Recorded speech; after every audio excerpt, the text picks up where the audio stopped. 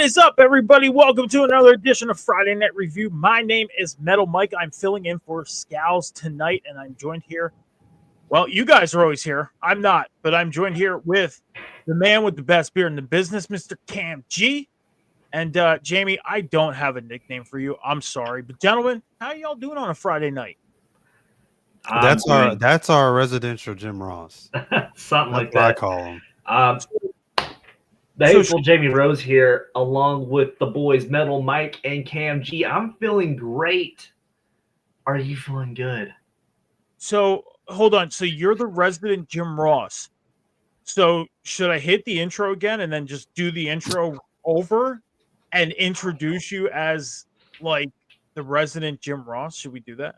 No, I kind of like, so on my like when it comes to announcing, I'll put it out there. Like my inspirations, how I look at, I watch a lot of Joey Styles, a lot of JBL when he was doing it. And then also lately I've been watching a lot of Jesse Ventura, Bobby Heenan. That's kind of where I'm going. I've never been big on Jim Ross. There's a few calls that I've made that kind of sound like Jim Ross just because I'm a country bumpkin from down south. But other than that, like, I was more of a Michael Cole guy. I mean, you grew up on Michael Cole. Exactly. I mean, it's awesome that you know about the announcers that I grew up on and Cam grew up on. That's right. Awesome that you acknowledge them, like a Jim Ross, a Jerry the King Lawler, Vince was an announcer. So you acknowledge them. That's awesome. So. But, gentlemen, we're here for Friday Night Review. Scals has the night off, asked me to fill in. I said, sure, I'll do it. Let's do it. Let's talk some Smackdown. Cam, how are you doing on this Friday night? I'm hanging in there. Honestly, to be honest with you, I'm ready for this holiday season to be over. It's beating me up. So you and me both. Peak season for us is in full effect, and it stinks. I don't know about you, but my peak season at work has been horrendous. And I'm ready for it to be over. I can't wait another 2 weeks. But I will say this. I put my time card in today, and I have one more day, and I'm already 5 hours into overtime. So tomorrow is legit an all-day overtime. So, yeah. That song we were listening to before we hit the air tonight? Money, money, money, money, money, money. Yeah, that's right. That's right. You know where that's going to go, though, Bills? Right. Literally takes the smile off my face. But you know what puts a smile on my face, gentlemen? That is Friday Night Smackdown and being here with you guys tonight. So let's get into it. Friday Night Smackdown took place in Hartford, Connecticut tonight. It is the Smackdown before Saturday Night Main Event. Now, Cam, Monday night, me and you did the Raw before Saturday Night Main Event over on the table spot at River City Radio and Off the Top Media. Come check us out every Monday night right after Monday Night Raw. But we talked about what we've seen from Raw heading into Saturday Night Main Event. Now we're going to talk about SmackDown heading into Saturday Night Main Event because obviously both shows play their part into tomorrow night. And speaking of Jesse the Body Ventura, he will be making an appearance tomorrow night at Saturday Night Main Event. Now, no free shout-outs, gentlemen, but earlier this morning on the show called Busted Open, he was on there and did an interview with Bully Ray and Mark Henry. And I will say this, he sounds pretty pumped for tomorrow night at Saturday Night Main Event. Are you guys, and I'm going to ask you guys, Cam, get your answer first. Are you excited to see Jesse the Body Ventura return to the WWE? I mean, I guess so. I think it's all about the nostalgia. I think Triple H is he's doing the nostalgia, the old school, the right way. And as opposed, again, like I said, opposed to the old regime that I feel like they heavily focused on it too much to where it was taking up TV time from the current era, the current wrestlers. So he loves doing the callbacks, to the ones before, but in a right way though. So I think he's doing it in a right manner. So he's definitely being brought back in a respectable manner. So yeah. Oh, here we go again. Swagum, thank you for coming in the chat. Appreciate it. And if we are going to get a BAP match, in this day and age, I don't know how, I thought about this throughout the week because this comment came across to us on Monday night about this match. And I didn't dig too deep into the thought of this, but I did have it on my mind a little bit this week after Monday night. And I was like, if we had a BAP match in this day and age, like, would WWE really, with how big they are, really catch a lot of flack for it? You think so? Yeah, they would. They definitely would. I mean, I don't know. Now, why won't you tell me? I was there back in the day when they did these, and let me tell you, these matches, they were not good. But Jamie, I'm guessing you're excited for Jesse the Body Ventura to show up tomorrow night on Saturday. Well, let me tell you something. Yeah, I'm super pumped, and Jesse's a big inspiration of mine. I love this pay-per-view, or it's not a pay-per-view, but this event in general. And they are. Dude, it's an attraction. Like Andre was an attraction, like Hogan was an attraction, like me, I'm an attraction. But all things come and go, just like me at your mom's house. No, just kidding. Anyways, Jesse Ventura. Let's get back on track, boys. You're the only one taking this off track, trying to bring it back on. Like, we're sitting here waiting. We're the only one that veered off the rails, sir. What are you talking about? It's Friday night. We're supposed to have fun, aren't we? And we are having fun. I could have just got right into SmackDown and kept it serious. I mean, you got Swagums bringing in nonsense. I'm going to bring nonsense to Swagums. Listen, okay? Now, if I didn't want to have fun, then we wouldn't be talking about something. We would hit right into SmackDown and just take care of business and go home. But I don't get to be on Friday Night Review very much. So you best, Skippy, know that I'm going to take advantage of this and have some fun on the show tonight and talk some more stuff opposed to just SmackDown. Oh, man. No, and that's why I'm asking these questions is, are you excited for Jesse the Body Ventura? Are you excited about the nostalgia we are going to get tomorrow night? The one thing I hope they do tomorrow night is they give us the entranceway that we had back in the 90s. I don't want to see a big screen that we see on Monday night. They probably will. And I agree with that. I think they will too.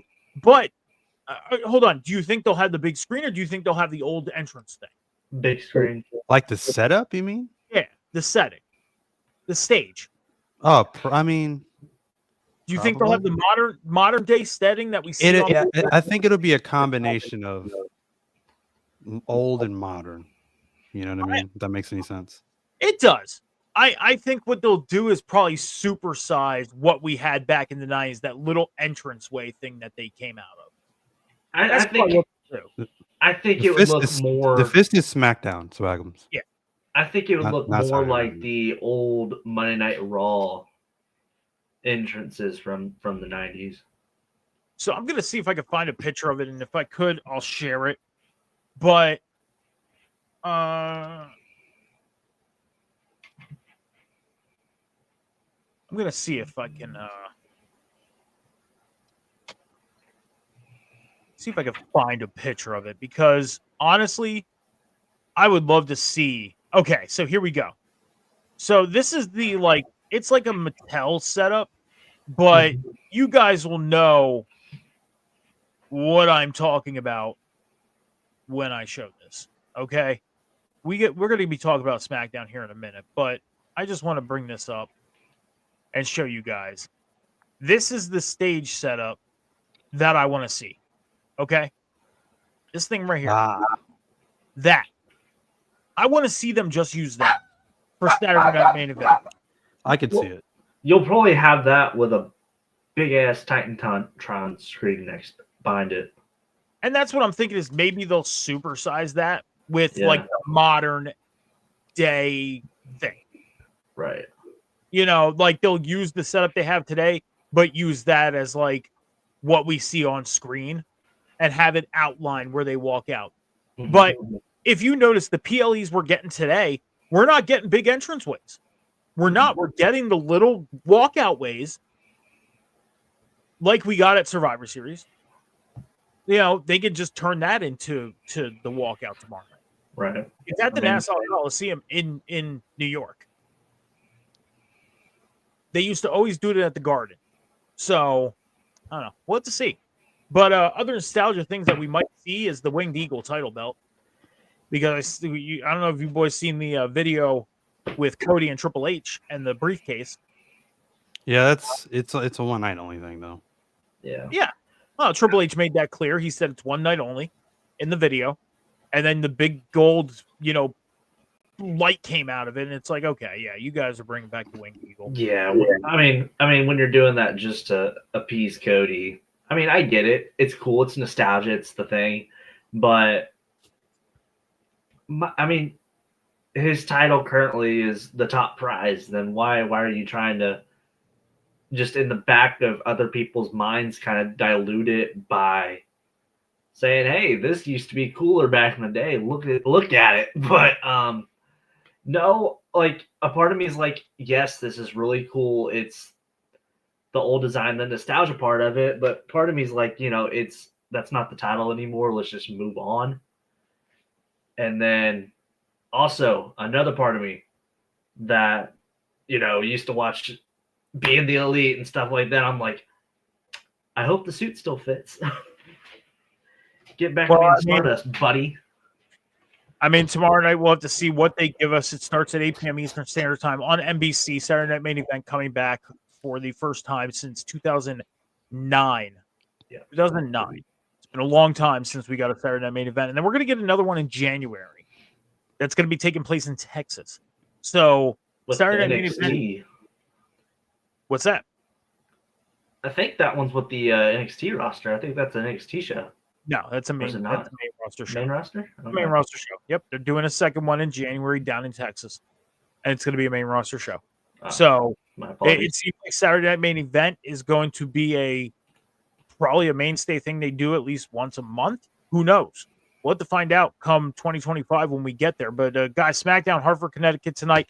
Kick things off with Jimmy Uso coming into the ring. Now, he was on crutches. I don't know if you guys knew about this, but for the viewers, Jimmy Uso has a broken toe, broke his toe at War Games about 2 weeks ago. So he's going to be out of action, but we're still going to see him on TV. We're still going to see him cutting promos like he did tonight. He has a new theme song as well. I don't know if you guys caught that. New theme song coming out tonight. It's pretty cool. Pretty cool theme song.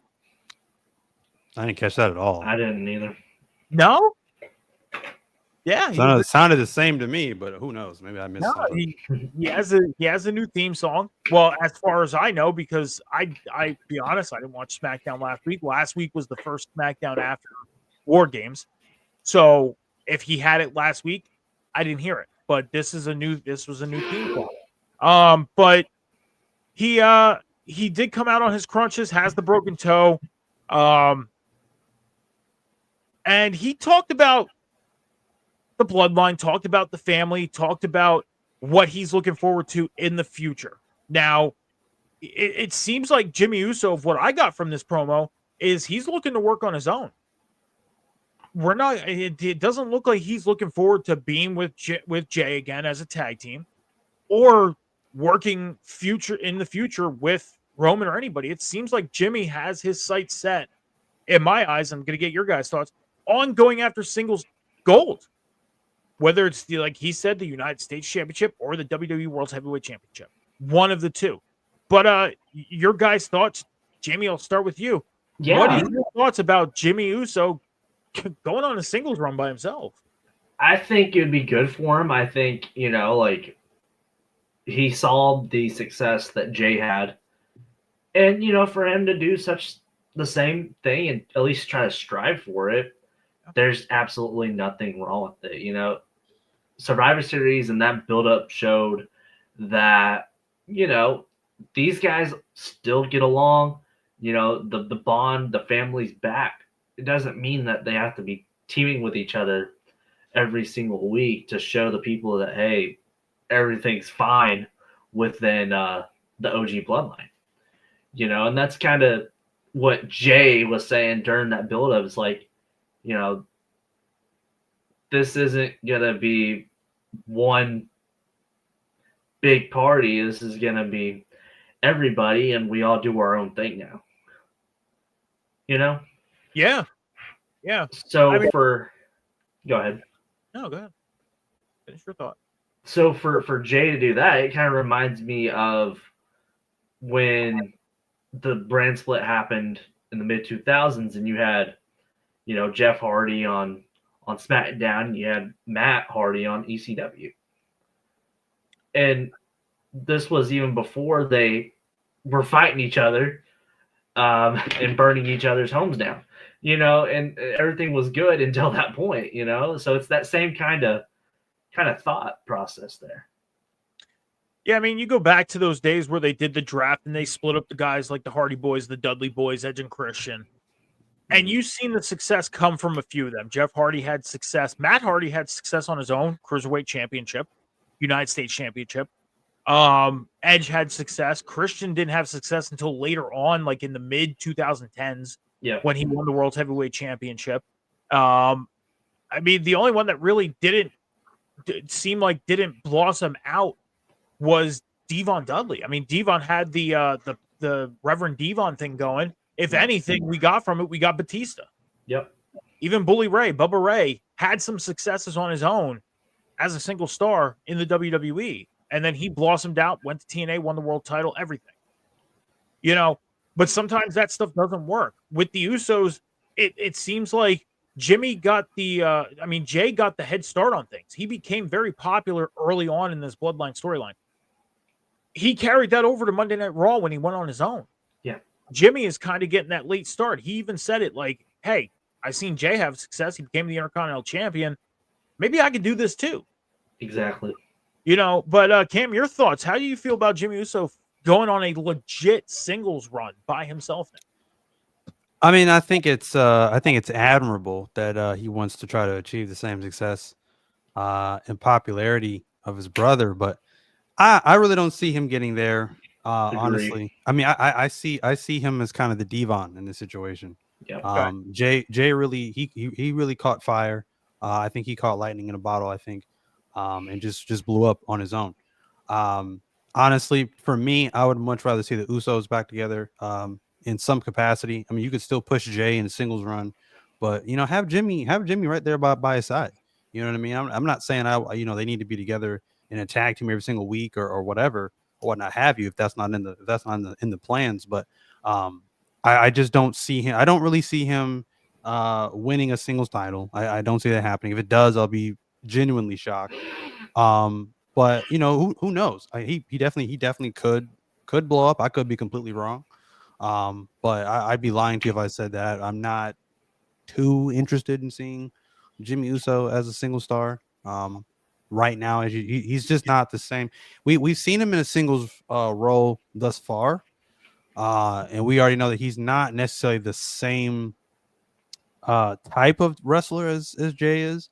Whereas Jay is like, he's like, bouncing off the walls essentially in his matches, flying all over the place. Jimmy's a much slower paced worker, and so I think that initially is the difference in the two of them. But like I said, as I'm saying, when you put them in a tag team, they really tend to feed off each other very, very well. So who knows? The sky's the limit, I guess, for Jimmy Uso. But I think I'd much rather see him either if he's not going to rejoin with Jay, I'd like to see him with Roman still. I think that's a good pairing. I mean, Jay's character is more crowd oriented. You see it every Monday night when he comes out. He's coming out into the crowd. He's doing the whole hand wave thing with them, and even after matches, he'll go back into the crowd and go in one of the aisleways and start doing it. When he won the Intercontinental Championship, he did basically like the John Cena jump into the crowd and, did a crowd surf. So, I mean, Jimmy, so far on his singles run, he's been kind of attached to the hip to other people while trying to be on the singles run. Once Jay left, we've seen him with Roman trying to do a singles thing. Then he went with Solo and the New Bloodline, doing the singles thing, being attached to their hip. This is now going to be his legitimate, not attached to the hip to anybody, singles run. And in my eyes as a fan, I think it's going to be a little more successful than him being attached to the hip to somebody. I wouldn't mind seeing him go after a United States Championship. him winning it necessarily. That's still to be unknown because Shinsuke Nakamura at the moment, we'll talk about Shinsuke, but Shinsuke at the moment being the United States champion, it's working with what he's doing. And it's almost like you don't want that to be taken away from him anytime soon because of what Shinsuke is doing. And we'll talk about him in a few minutes. But Drew McIntyre attacked Jimmy after his promo. Now, Cam, me and you talked about this on Monday night. Okay, Drew McIntyre attacked Sami Zayn last week. And now he's attacking Jimmy Uso. Now, I want to ask Jamie this because I got your answer on this, Cam, on Monday night. I want to ask Jamie this. Jamie, do you think with everybody that Drew McIntyre is attacking so far, do you think CM Punk and Drew McIntyre are done?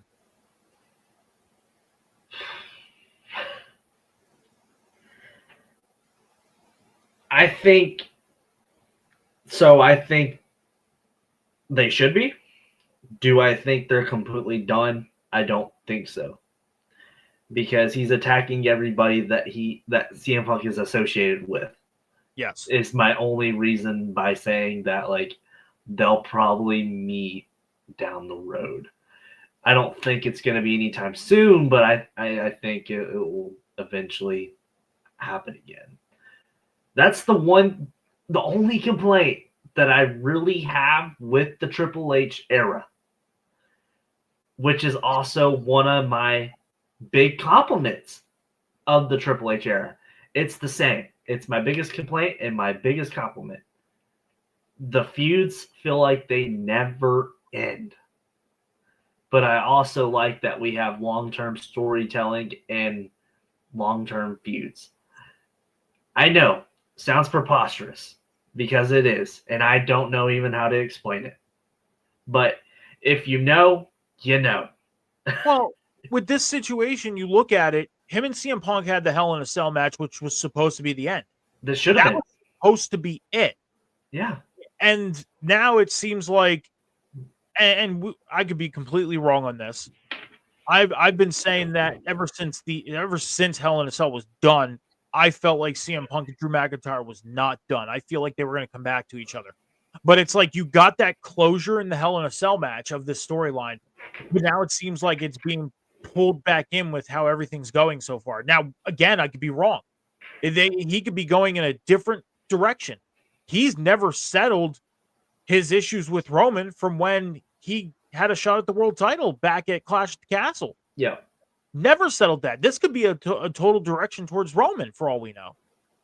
But right now, when you think of it, it's like, these two guys, they tagged up and were okay with CM Punk. Mm-hmm. Drew McIntyre's last issue was with CM Punk. Yeah. So, we'll have to see what happens moving forward. I'm sure we'll find something out come Monday night. But for now, he's attacking everybody that teamed up with Roman and CM Punk. He just attacked the future Speed champion. The future Speed champion? Mm-hmm. I don't pay attention to Speed. So catch me up to catch Speed. It's the Twitter belt. With that, I know what Speed is. I don't pay attention to it. That's the point. You said because Cam was talking about Jimmy Uso and how he's not going to be as successful. You're like, and I'm like, give it a chance.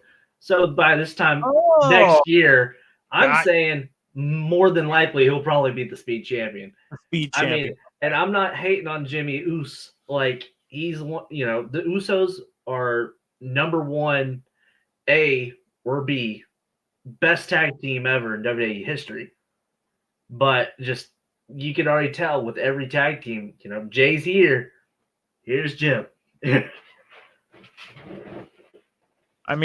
We'll have to see what happens again with Jimmy Uso. We're going to have to see what happens with Drew McIntyre and Jay Uso and even Sammy's. This is just a big cluster of a ball of situations now. Always. It's a huge ball of cluster of situations. But speaking of situations, the women's tag team championships kind of in limbo with Jade Cargill being out. Bianca Belair met up with Nick Aldis. Naomi was by her side. And they were talking about the possibilities of Bianca Belair having to surrender the tag team titles because of Jade being out. But Naomi stepped up to the plate and said, I mean, I'm always with Bianca. Why don't I just step in and be a tag team champion? Now, Nick Aldis said, let me talk to the higher ups and everything, and let me see. We all know who the higher up is. Let me talk to them and see what they say. But then later on in the night, Candice LeRae comes out, says to Nia Jax, like, hey, we got a tag title match next week against Naomi and Bianca Belair. So, Cam, I'll start with you. I mean, do you think with Jade being out and Naomi now replacing Jade, it seems, we get new tag champs next week? I mean, I was kind of hoping that I was kind of hoping that they would have just relinquished the championships. I have not been the biggest fan of Jade Cargill and Bianca Belair as tag team champions. I think their reign has been rather lengthy, unnecessarily lengthy, and especially after that whole massive fatal 4-way, fatal 5-way, whatever they had at the last pay-per-view when they defended titles. I just kind of was like, well, what's next? I mean, you've kind of eliminated your top contenders. What's next? Now you have to resort to putting together these makeshift tag teams in order to give them new contenders, because otherwise it's like, what's the point? You've eliminated your top contenders.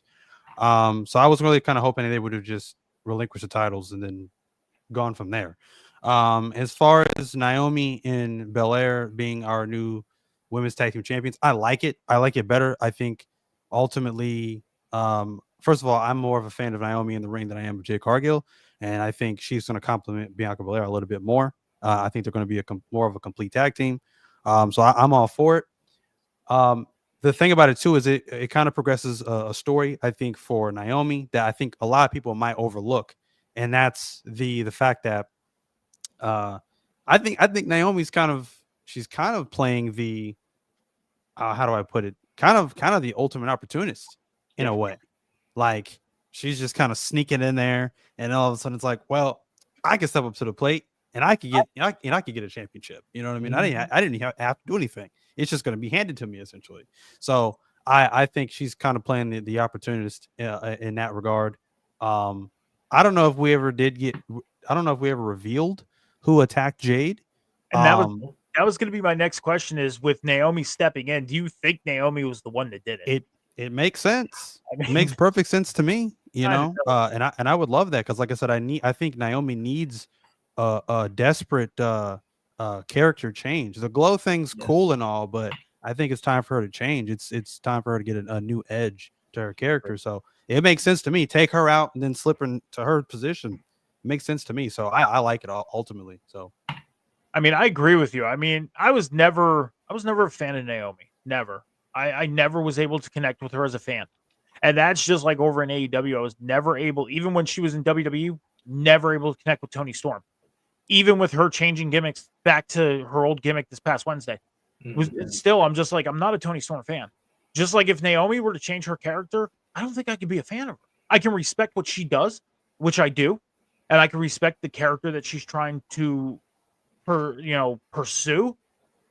But at the end of the day, I'm not connecting with her as a fan. I know there's fans out there that do, and I respect it. But Jamie, your thoughts, man? Do you think we get 2 new tag champs next week? I don't think so, and I think it's going to be because of Tiffany Stratton. Okay. I think you finally get the foil. I think the foil finally crumbles up. Okay. I mean, we've seen Tiffany Stratton after her losing effort match against Mishan in the U.S. title semifinals meet up with Nia Jax and Candice LeRae backstage, and you've seen her look at that briefcase after Candice LeRae said, maybe singles action just isn't your style. Maybe it's not your flow. Like, I mean, she kind of gave us a little teaser of looking at that briefcase. Oh, yeah. But for her to go in and interrupt Nia and Candice LeRae from winning the tag team titles, I can kind of see it. Naomi and Bianca holding the tag titles moving forward would make a little more sense with the storyline of what happened to Jade Cargill. Now, if it was Naomi that did it, then hey, she'd be the one that cost them the tag titles. And that's a story. I mean, that's, betrayal 101 in pro wrestling sometimes. The person that did it steps up to help because they took out the main character. So, and then they end up screwing over the person they're trying to help. We've seen it many a times.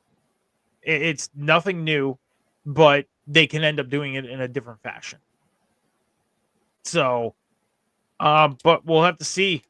Speaking of the U.S. title tournament, though, Michin took on Tiffany Stratton in the semifinals. Tiffany Stratton lost. Michin is moving on to the finals tomorrow night at Saturday Night Main Event for the Women's United States Championship. Cam, we made our predictions on Monday night. You got the first half right. Actually, you got the whole thing right, because let's talk about both matches. Michin ends up winning her match against Tiffany Stratton. And then later on in the night, Chelsea Green took on Bayley in the semifinals. And Chelsea Green ends up winning her match against Bayley, giving us the finals between Chelsea Green and Michin. So, Cam, you were right on this matchup with your predictions, man. Because you said Michin and Chelsea Green. So, get your first thoughts on this. Who's winning tomorrow night? Who's walking out as the U.S. champion? Well, first of all, I think this is perfect because obviously this is a rematch from that very good dumpster match that they had some months ago between Michin and Chelsea Green. Yes. So I'm all for this. Obviously, I think it's perfect. And honestly, like I said, it's kind of a toss up of who wins tomorrow night. But honestly, for me, I think it should be Chelsea Green. I think she's done some great work. And she's really worked and gotten better. I'll even admit, like, much like with you, Mike, with Toni Storm or with Naomi, I wasn't really a fan of Chelsea Green originally. I just didn't understand it until I really took the time to really get to just understand what she's really about or what her gimmick is supposed to be or whatever. That's when I was really starting to see okay, I'm starting to see why people really connect with her and people really like her or whatever. But no, I definitely think she's the best option, I think, to become the first women's United States champion. I wouldn't be appalled. I wouldn't be mad or opposed to Michin winning either. So either option I think is great. But Chelsea Green, I think, is the slightly better option. Jamie, your thoughts? I'm exactly with Cam on that. Again, I wouldn't be offended if Michin was the champ, but I think it's Chelsea Green's for the taking. And I think with her being as the champ, and I think with Chelsea's character, she could work with anybody on the roster. And that makes that entire division better just to kickstart it off. I mean, I agree with you both. I want Chelsea Green to win this title. I want to see her win. I mean, I wouldn't be opposed to Michin doing it either, because you look at the history on how Michin has been in WWE. I mean, she did crazy things in ladder matches down in NXT. She's done some crazy stuff up on the main roster too, but she has worked her ass off, just like Chelsea Green. Now, one thing I wish would happen, guys, is I want to see Chelsea Green bring out how she worked in Lucha Underground, because she doesn't work like that style in WWE. Oh. I want to see her work that style. Well, as much as I want to see that character, I mean that style, I mean the character doesn't necessarily require it. I get it. So why do more on your body if with your character doing less actually does more than doing more in the ring? I get it. And believe me, I've thought of that many times on having this thought process of this wish of her doing that, of working that style. But would it be awesome? Absolutely. Oh, yeah, it would be. Definitely.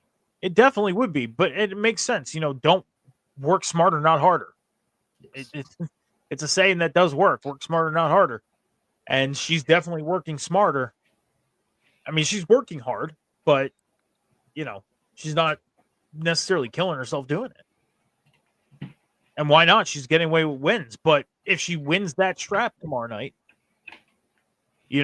how far can she get with working this style before she has to bring something new out, because the competitors for the title belt are just going to get bigger.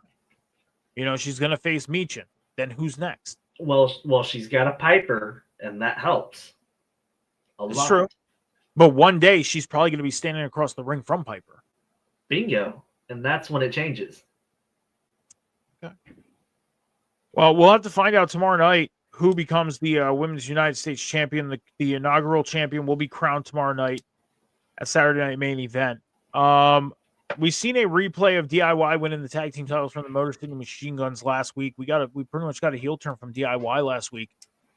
Jamie, your thoughts first. How are you feeling about Madman Ciampa and Mastermind Gargano being heels now? I love it. I love it. I love Blackheart. Ciampa, my only thing that I was like, do we really want to see Johnny Gargano as a heel? But, he's one of those snarky little Weasley smart-ass heels, and it works great, because you have just the badassery of Tommaso, and then you got little Johnny Gargano. And, it works great, and I think them going, I would say, like, if they did a series of matches with the Motor City Machine Guns, that can hit. That could hit. Well, Cam, I want to get your thoughts on DIY becoming tag team champions last week, your thoughts on this video, but also, get your thoughts on that first, and then The video went hard. So honestly, the video I thought was great. They went kind of NWO style, just with the the black and white, just imagery of it all. I like it, honestly. I think I kind of saw it coming. Just the frustration with Tommaso and Johnny Gargano kind of mounting. It kind of seemed like they were going to turn on each other, which would have been, I think, a detriment to the tag team division on SmackDown and what they're trying to build so far. So I'm glad to see that didn't happen. It's basically, they did kind of the same thing they did with the New Day on Raw. Yeah. They kind of were teasing a split, and then they completely flipped the script on everybody. I think this honestly could work. As Jamie was saying, a series of matches with the Motor City Machine Guns, I think it could be great. That honestly could carry throughout the rest of 2024 into 2025, and they could really put on some bangers. So I'm really curious to see where they go with that.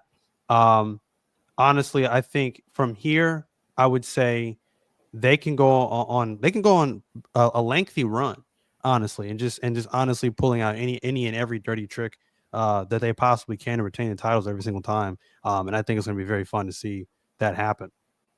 Well, I mean, speaking of series of matches, we got a video from the Motor City Machine Guns later on in the night. They did almost the same style, the black and white video. And Alex Shelley was talking about, him and Johnny Gargano's early days in the industry coming up to, Alex Shelley bringing Johnny Gargano up, being the teacher.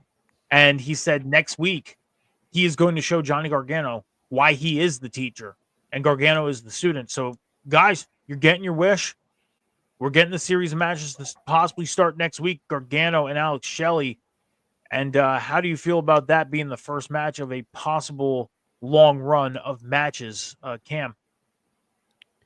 So once again, now they're diving into obviously the history of Gargano and Shelley, and I think that's great because you don't see a lot of that. I think with their storytelling nowadays in WWE. You more so see that, and that's like an AEW thing. You more so see that with AEW. So I like to see them add that as an element into a storyline here. Like I said, that I already know it's going to be great. Like I said again, they are going to create a series of matches that are just going to be fantastic. So you're building up this tag team division the right way. So I'm very excited to see what they do with this match. Jamie, you excited for Gargano and Shelley next week? Yes, sir. Yeah, it should be a good match. I mean, tonight,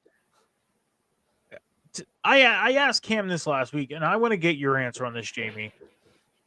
Monday night and tonight, did they feel like, and Saturday Night Main Event, like we said, it's kind of given a PLE feel, but it's a televised special event. Mhm. Would you consider Monday night and tonight go home shows? Absolutely. Absolutely. I mean, because when you look at the match card for Saturday Night Main Event, I mean, you got both world championships on the line. You're crowning a women's United States champion. You got one of the women's titles on the line. You got a big singles match between Drew McIntyre and Sami Zayn. I mean, this is a pay-per-view style, PLE style event. I mean, honestly, I would consider this a go home month, honestly, because when they go to Netflix, I mean, a whole new era is starting for them. So I agree with that, by the way. But like from Monday even tonight, you know, so much of this week has set up the card and the show and the format for tomorrow night. Yeah. So it is every sense of a go home show. I mean, when you look at even last week coming out of War Games, last week was the week after War Games, and they really didn't do too much of setting up anything for Saturday Night Main Event. Then they took Monday and tonight and said, we're getting everything set up, ready for tomorrow night. Here we go. They literally just took the week and built everything. And they did a good job doing it. Normally, we're like, oh my goodness, what are they doing? They're just throwing shit at the wall, seeing what sticks. Yeah. But no, like, they're doing it well. As of late, they always been. I mean, as of late, this past maybe year and a half, they've done so. I mean, they really haven't tripped on their shoelaces too much in this past year and a half. With much of anything. And like the past little bit, the only thing that I would say hasn't really pulled together was the women's war game match. Other than that, they've been hitting pretty well. The batting percentage has been great. Yeah. Well, speaking of Netflix, guys, Roman Reigns had a video tonight. It wasn't even an in-ring. It wasn't a backstage. This was a vignette of him talking about, you know, him losing everything after he lost the world title back at WrestleMania. He lost the world title. He lost his Uafala. He lost his wise man. He lost his bloodline. He lost everything. And he mentioned one day, January 6, 2025, the premiere of Netflix, Monday Night Raw, challenging Solo Sikoa to tribal combat. But this time, nobody allowed to be down by ringside. It's going to be one-on-one, Roman and Solo. The challenge was thrown out. Now we got to get an answer from Solo. That's what we're waiting on. So, Jamie, we'll start with you. Are you excited for tribal combat on January 6th? Do you think things will necessarily get settled on January 6th? I mean, it's family. There's always going to be conflict. Since the beginning of time, there has always been conflict. So I mean, necessarily like being resolved. Temporarily, probably. But for me, I'm just ready for Roman to whoop up on Solo's ass.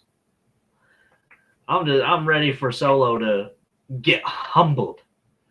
I humble you. As in the words of the great Iron Sheik. Cam, are you excited for January 6th if we get tribal combat? I ultimately think, based off what Jamie was talking about earlier about, you know, these long-term stories that we get currently in this era, and they just never seem to end. I would say that this is the finale for this feud. I really don't see what else is left. I mean, the only thing left on the table that they really didn't explore yet is probably Roman and Jacob Fatu, which I think would be great as well. Other than that, I really don't see what else they could do. I think this will ultimately be the final nail in the coffin for this version of the Bloodline. I ultimately see them going off, kind of splitting off and doing their own thing. Solo, I could see going on his own. Jacob will probably be on his own. When Tonga Loa is back and healthy, you'll probably get, you know, the Gorillas of Destiny back together. to obviously, help the tag team division, obviously. And that'll be that. So, and then Roman, I don't know where Roman goes from there. Honestly, they'll probably be looking forward to WrestleMania, I'm sure, or in the Rumble. But other than that, though, I think this ultimately should be it. This is how it's going to happen.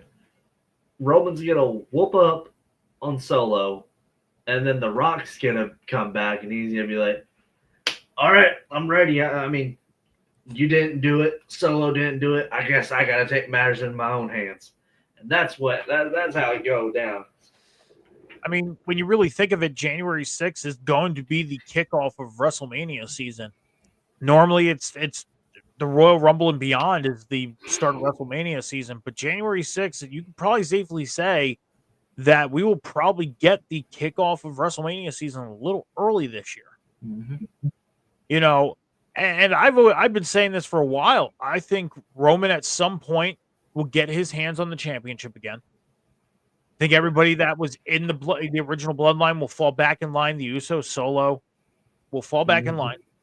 And then the other guys that are in the bloodline, the current bloodline right now, like Cam said, will go off on their own and be the Gorilla's destiny. I think that's how it's going to be. And then maybe we get the bloodline feuding with the Gorilla's destiny. That's another way to continue this thing. The options are endless right now because of how many doors they've opened with this storyline. But January 6th, I'm kind of excited for it. I am. I'm excited to see Tribal Combat. I'm excited to see if Roman gets the Uwalfala back.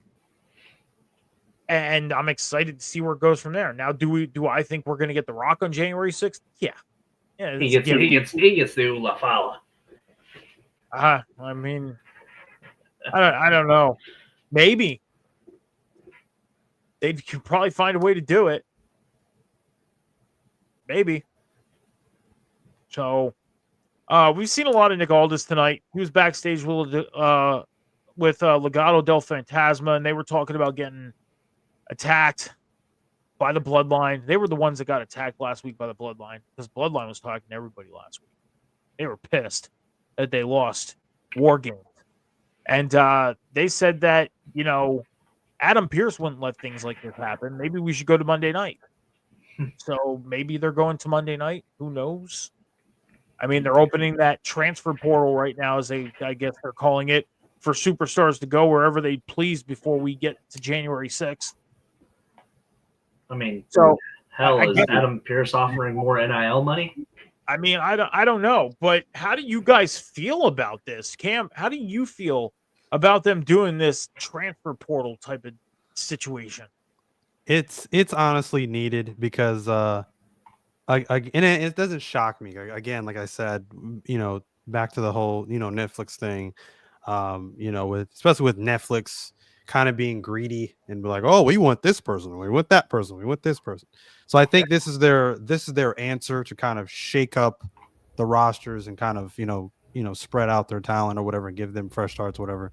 It's honestly needed because we don't have any clue on when another draft is coming right now. So it's definitely needed. And so you already know like if they're doing a shakeup now, that's kind of like, I don't know, the midterm before a next draft is coming. Mm-hmm. So another draft will be, soon, if not later in 2025.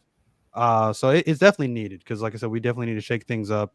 Both mid-card scenes on both SmackDown and Raw desperately need to be replenished with new talent because, both of those, around the United States title, Intercontinental title, have kind of been going in circles with the same people surrounding those championships.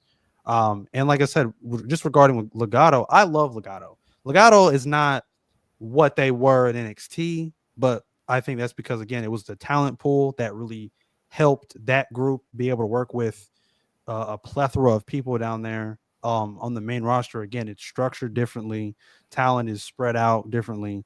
And right now, like I said, there's just not really a good spot to really highlight Legado right now. So them going to Raw, I think, is a great move because there's so many people down there that they can work with that is kind of similar to the NXT roster that they were once a part of. So I mean, they could go down there and work with the Drew McIntyre, work with the Seth Rollins, work with the Karrion Kross once he's done with the Wyatt Six. Like the possibilities are endless. So I definitely like that because there's just a different crop of talent and things are structured a little differently on Raw, especially when they go back to 3 hours. Now they have a whole nother extra hour that they could get Legato on that program. So I'm all for them going to Raw. Jamie, how are you feeling about this whole transfer portal thing? I think it's how you get to shake it up without, it's your excuse to shake things up. Which, if Netflix wants certain people on their show, then they should, because they're the one dishing out a lot of money for it. So for them to make a kayfabe excuse to do so, at least they're trying. My cousin asked me the other day, he said, how would you feel about them doing this whole shakeup thing once every like 6 to 8 months? And I said to him, well, if they did that, that would be cool. But if you do that, then you turn your long-term storylines primarily, number one, into short-term storylines, which some of us were looking for long-term storytelling. Now we're getting it. Some people were still kind of on the whole instant gratification thing. It's almost like a 70-30 right now, because instant gratification obviously takes over more than a long-term storytelling when it comes to fans. But I said to him, if you do that shakeup thing, then what the fuck is the purpose of the draft? Yeah. Because you can end up getting, say, a Randy Orton drafted to Raw and then 6 months later shake him back over to SmackDown. Like, that makes no fucking sense. It would be dumb. At that point, split rosters would make no sense. The draft would make no sense. This is why I literally fight tooth and nail to the end of saying, just give us one world champion, give us one women's champion, give us one set of tag team titles, call it a day, and let the superstars just do their thing. And that's that. Instead, we got to have brand splits with 20 championships because, and I know it's a network thing. I know it is. And even with them going to Netflix, they can't change it. But you can change the way you're doing things by letting said non-champions roam while your champions stay. Like a Randy Orton. He's not a champion right now, okay? If he wants to go after Gunther, he can.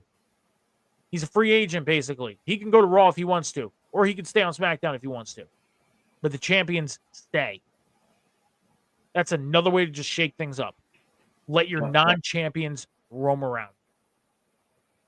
Forget about the draft. Forget about the brand split thing. Keep the champions on your respective brands, but let your non-champions roam.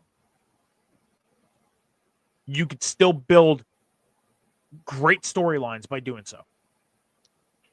So, but speaking of shaking things up, Carmelo Hayes was told by Nick Aldis he's going to have a surprise opponent tonight.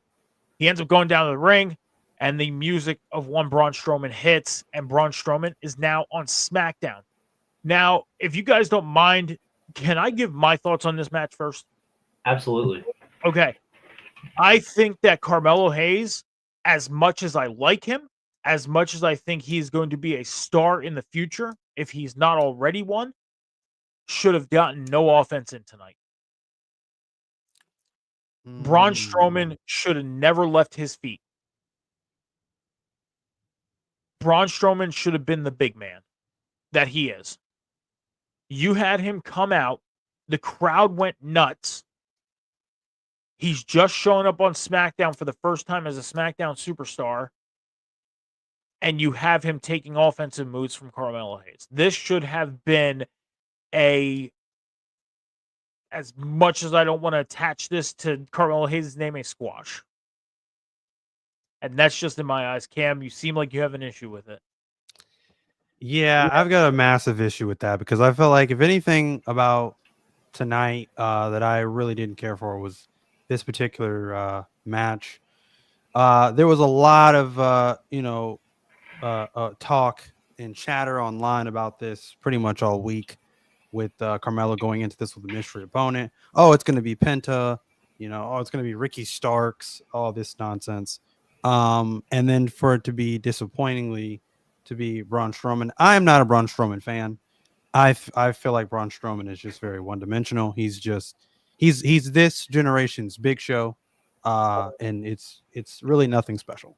And if for Carmelo, for someone the caliber of a Carmelo Hayes to be put in this position, I feel like he was almost like punished in a sense, because I really don't know why he would be jobbed out to a Braun Strowman.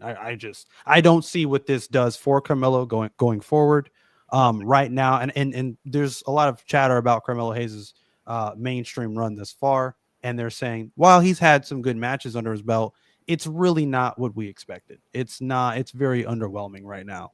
And I feel like, unfortunately, I think he's kind of slipping into, or if not already, in the same boat that a Karrion Kross was before before the light bulb went off, and they went, let's put him in this group. And now it's like, you go online. I can't find a bad thing said about Karrion Kross now because he's doing some fantastic stuff. It's the same thing with Bronson Reed. It wasn't working for Bronson Reed, and now it's like that dude's a freaking monster. What I mean? That's what I see Carmelo Hayes right now. He has he's just stuck in that rut right now where it's just not working. He's hella talented. The man can go in the ring. He's got the charisma. He's got the look. He can talk on the mic. I don't see a fallacy or a misstep with Carmelo Hayes right now in my eyes.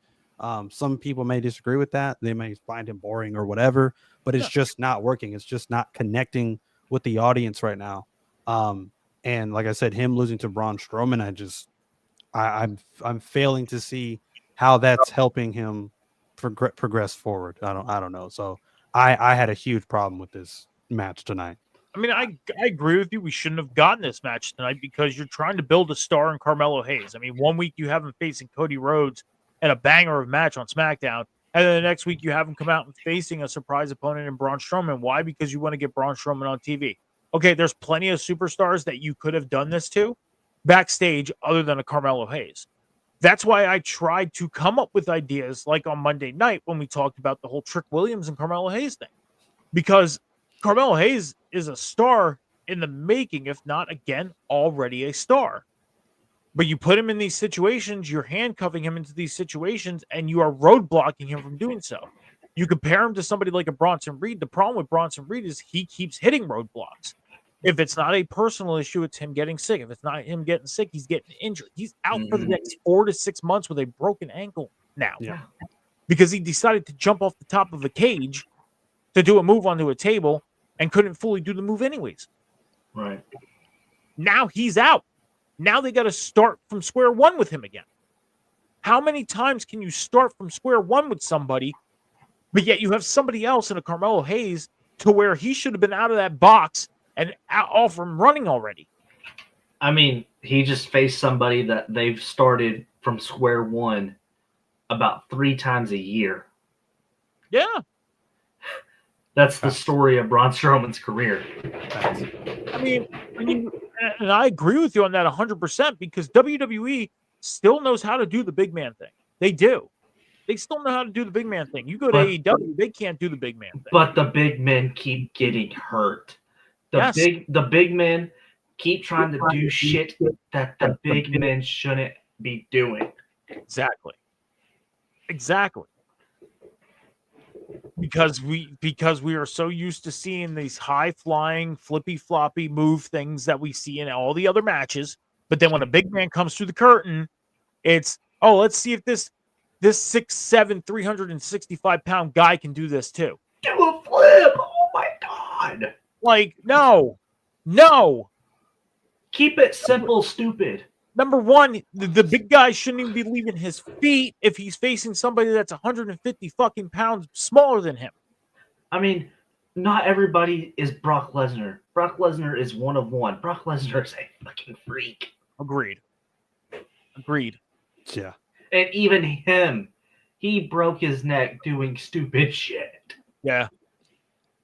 Yeah, like a moonsault on Kurt Angle, WrestleMania 19. Yeah. You know. Yeah. Jamie, your thoughts on this match, though? I mean, do you feel like Carmelo Hayes was kind of backed into a corner with this? They made Carmelo Hayes look like a bitch. I mean, would you agree, though, and I put this out there, I don't know if you heard me say this or not, but you brought out Braun Strowman tonight, and Braun Strowman took offense, okay?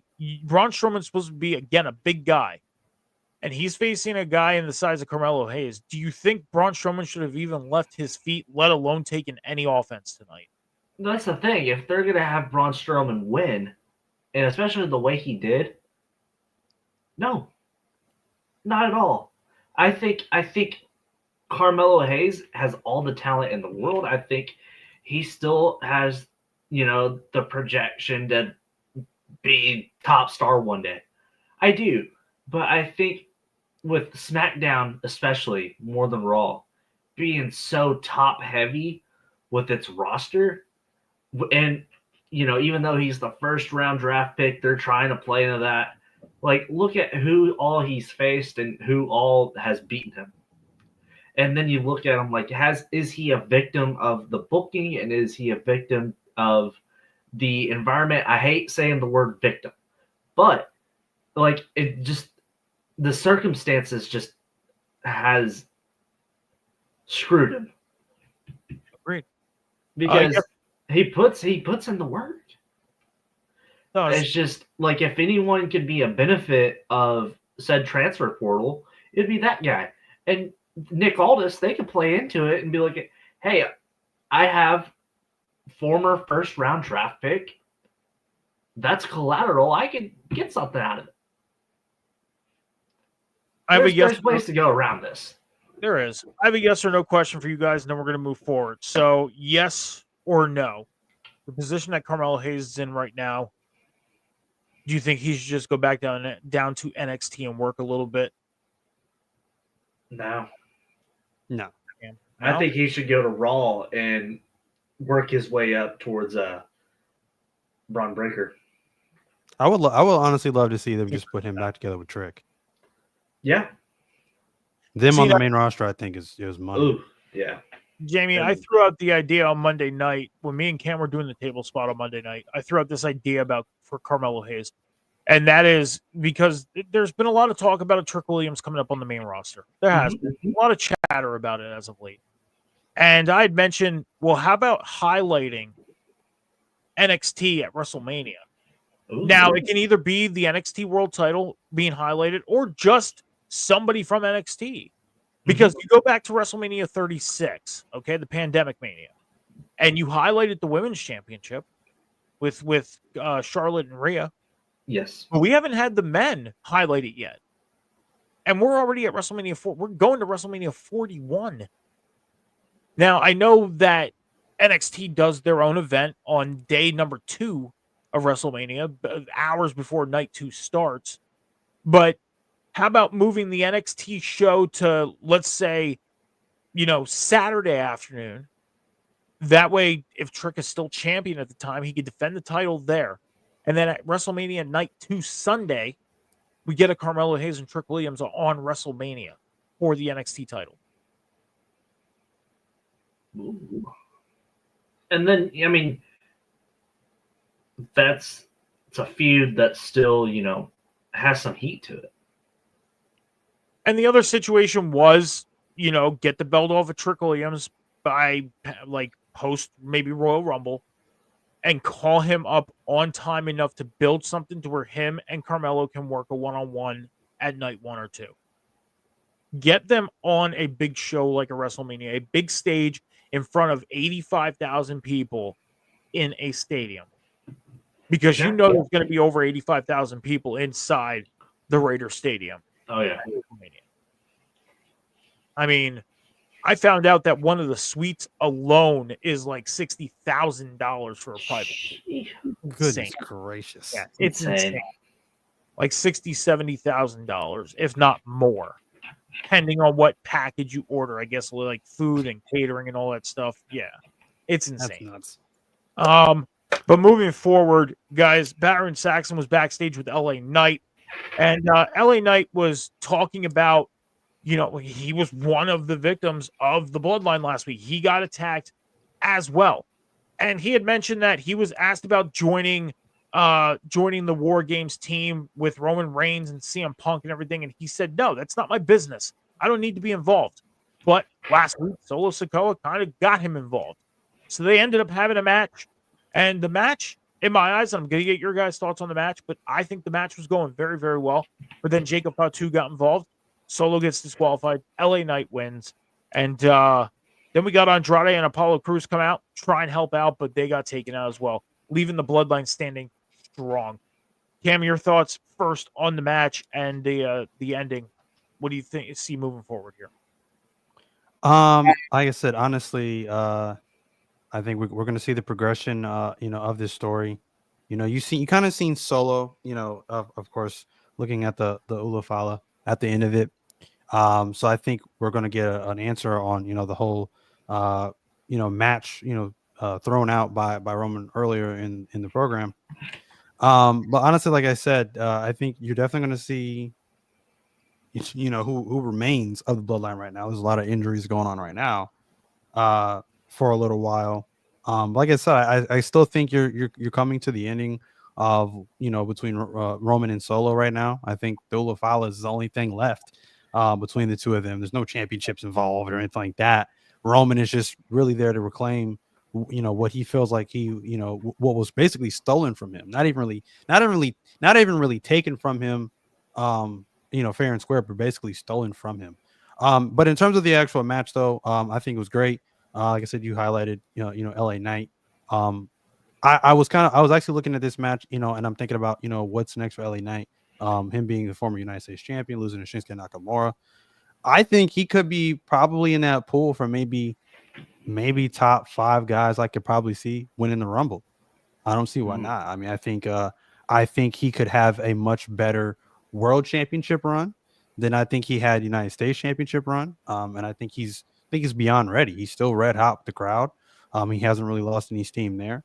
But ultimately, like I said, this was a pretty good match. I think you highlighted both of them. Neither one of them looked weak in this match. I think up next is really to highlight Jacob Fatu. He's still my favorite member out of the bloodline. He's just a freaking maniac, and I love it. So I think he needs to be highlighted next. His solo run, when he gets one, is going to be freaking insane. Like bro is a walking crash out. Dude, he's a machine, and it's amazing. So, but great main event overall, though. Jamie, before I get your response, I want to respond to something that Cam said real quick. You said that LA Knight is still hot with the crowd. We still get the LA Knight thing of they do the whole LA Knight thing. But I'm not gonna lie, tonight the crowd seemed, in my eyes, and I could just been hearing it wrong, but the crowd didn't seem too into it as much as they normally are. Like they were cheering for him. And again, I could have just missed it. But in the way I heard things, I just didn't hear the crowd too much into him tonight. I mean, it could be. I mean, it could be different places that they go. Yeah, because different cities, I think you get kind of slightly different reactions.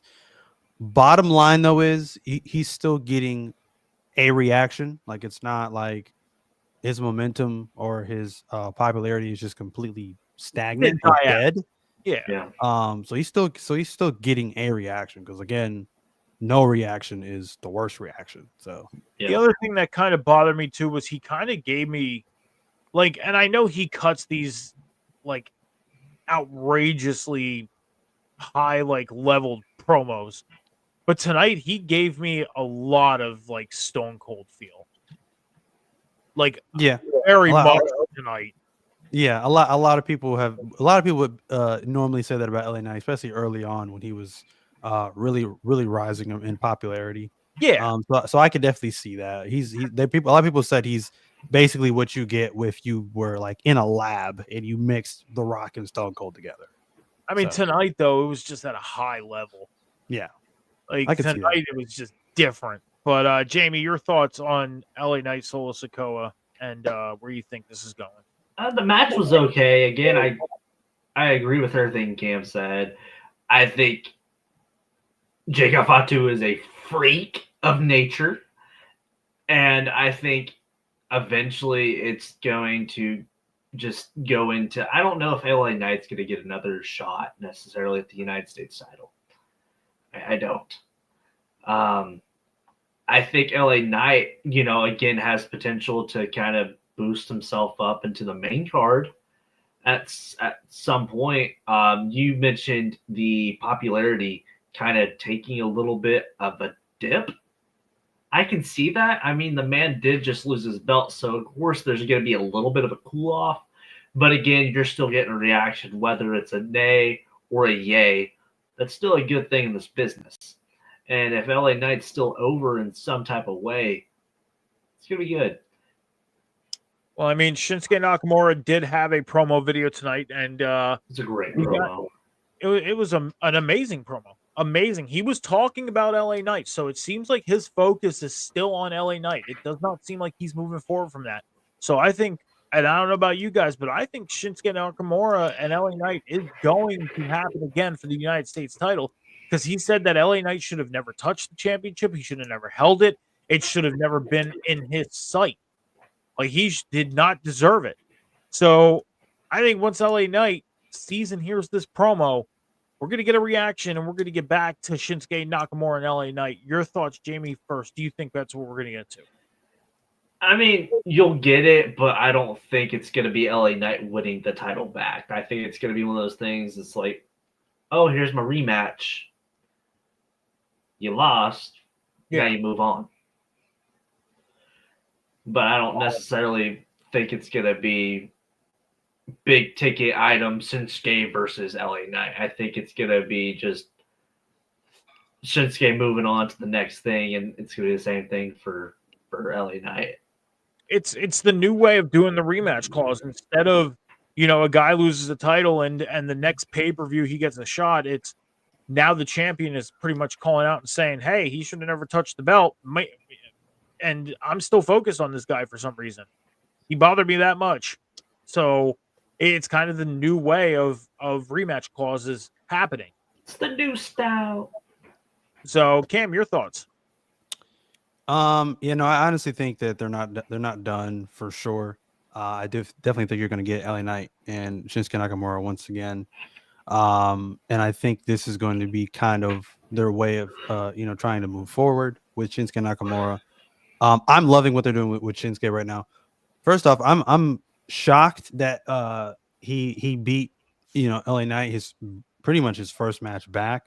I'm surprised that they did that with Shinsuke. Loving the new gimmick that he has right now. He's kind of like, I don't even know. He's kind of like this freaking, I don't even know, like this Japanese freaking like zombie now almost. It's amazing. I'm loving where they're going with Shinsuke right now. Honestly, it really all depends.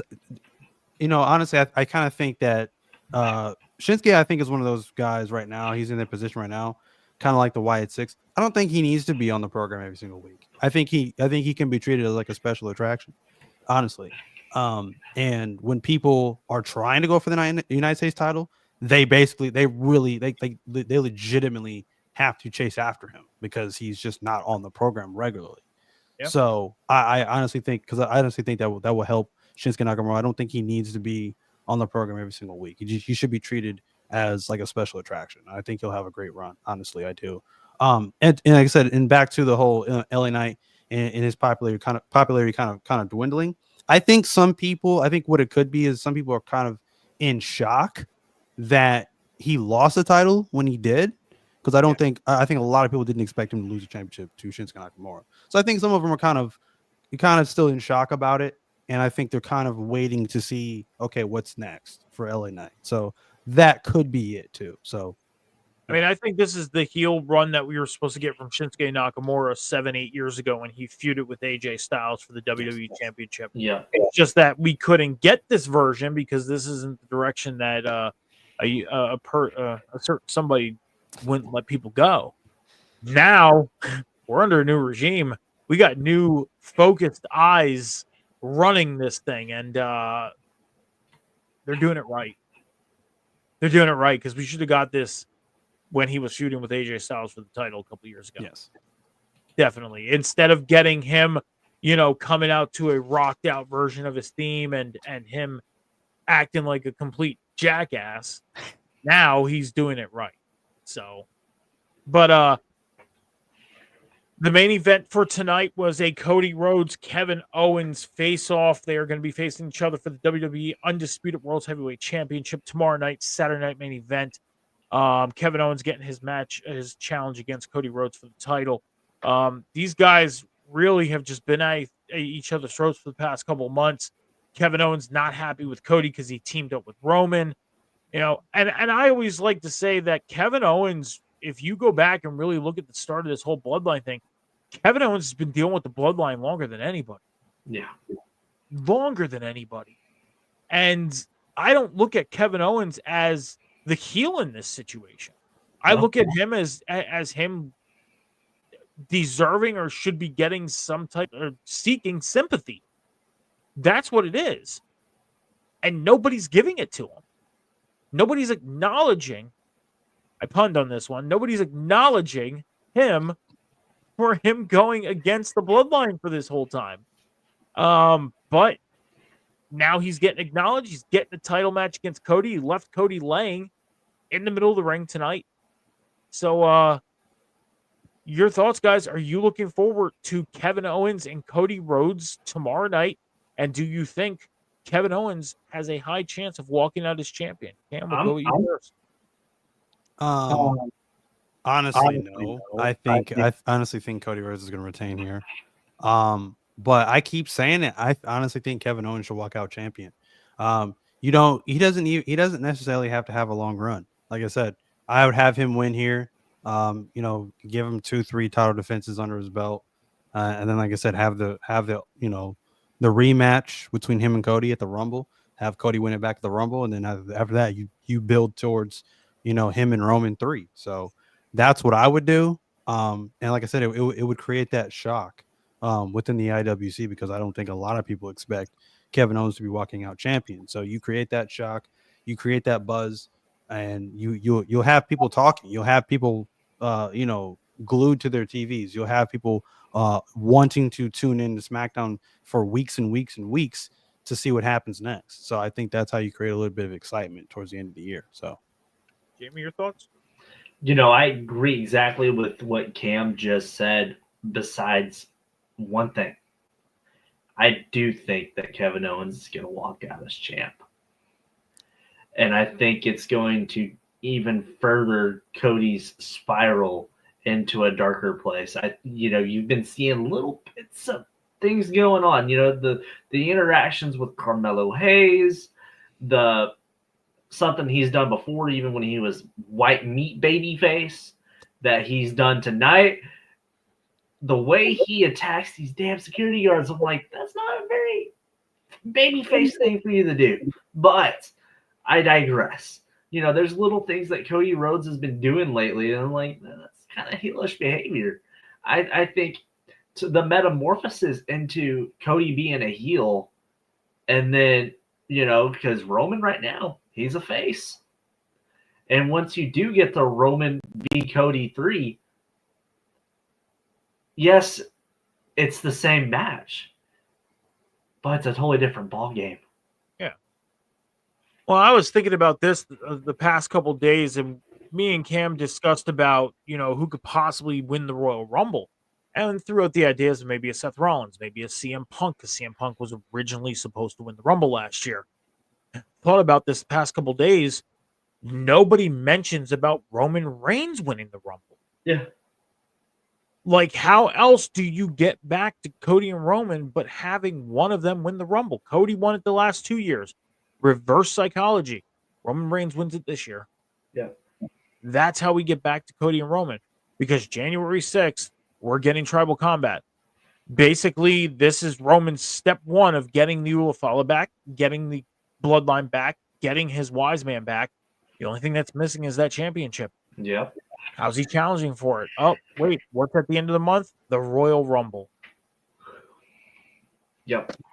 So I would be opposed to it. Yeah. I mean, I wouldn't either. I wouldn't. As much as I would not mind seeing a Seth Rollins or a CM Punk or somebody else winning it, or an LA Knight, like you mentioned earlier, Roman Reigns seems like the foregone conclusion winner. But nobody's talking about it. So we'll have to see. But gentlemen, that's it for Friday Night SmackDown from Hartford, Connecticut tonight on Friday the 13th of December. It was Friday the 13th, guys. I didn't realize that. Just now. Anything weird happened today? Jacob Fatu. And that was weird. I mean, if he coming up on you like and snatching you up, that's well, kind of he's weird. a small werewolf, I mean, if you're like if you're LA Knight, you're thinking, damn. Yeah. It took him back to the match against Bray Wyatt when they had the neon lights. Right. But gentlemen, that brings us to the end of the show, which means we got to shout ourselves out. We got to let people know where to find us. Jamie, where can people find you, and what are you doing these days? You can find me on my socials at Jamie Rose PW, and you can find me at Diamond State Wrestling. Me and Jake Hatley bringing the call to you guys. I'm the Hateful Jamie Rose. Our next event, January 4th at 6 o'clock, Huntsville, Arkansas, Diamond Resolutions. And you can find me here Friday nights with Cam, Scowls, and sometimes Metal Mike for Friday Night Review. And if you're not down with that, you can dig it, Daddy. Cam, I'm going to do the thing. I don't know. I don't even know how to respond to that. But anyway, I was gonna say the way to respond, you can always just let the people know what you're doing, what you got going on, where people find you. Exactly. Well, like I said, you can find me right here with some combination of these two gentlemen you see on your screen, and sometimes Scals on Friday Night Review every single Friday night with Friday Night SmackDown Review, and then of course on our sister page on River City Radio with on Monday nights with a table spot with me and Motorcore Mike setting up our holiday shows for the table spot. Very excited for that. Talking some factions next Monday night. So join us for that. And then, of course, every single Wednesday night on The Boom with me and, of course, Phil Kahn talking about some AEW Dynamite. And then, of course, on my socials, you can find me there on TikTok at Call Me Cam G and, of course, Cam's Wrestling Corner. On Twitter /X at CamandCheese317. And if that does not sizzle your bacon, you can find me on Instagram at 317 Bacon, Eggs, and Cam. Yeah, you can find me at Metal Mike 714 all across the socials: X, Instagram, TikTok, Snapchat, Twitch. That's where you can find me, Metal Mike 714. As far as the shows, like Cam mentioned, every Wednesday night on The Boom after AEW Dynamite with him and Phil. Every Sunday morning with the Candyman Johnny H over on Rivet City Radio's Twitch, Off the Top Media's YouTube channel for Rivet City Red Zone as we get you ready for every week of the football season. This week we're going to dig deep into the college football playoffs, and we are also going to be talking about the quarterback situation in the NFL. There's a lot going on that, it's being talked about, but not being talked about. Well, guess what? We're going to talk about it. We're also going to get you ready for week 15 in the NFL, playoff scenarios that are happening, some clinching scenarios that we're going to talk about, and so much more. And then on Monday night with Cam over on the table spot, Rivet City Radio Switch, Off the Top Media's YouTube channel, every Monday night after Monday Night Raw. This week, we are going to be starting our holiday shows. We're going to be talking about our favorite factions in the world of professional wrestling, history of professional wrestling. Then next Monday night, that's this Monday night. Next Monday night, we are going to be doing our State of the Champions address. We are going to be talking about as many championships as we could in the span of an hour and a half to 2 hours. And pretty much giving our thoughts on where we think we see these championships going in 2025 and beyond.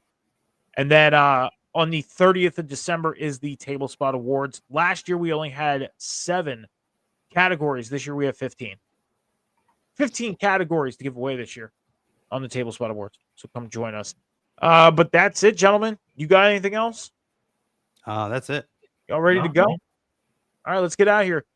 Thank you, everybody, for joining us for the live. If you're not joining us for the live, thank you for joining us for the replay. As I always say, be good to each other, be kind to each other, take care of each other, be patient with each other. Remember, the world is not moving as fast as you think. My name is Metal Mike. You'll see Scowls back next week. Until next time, deuces.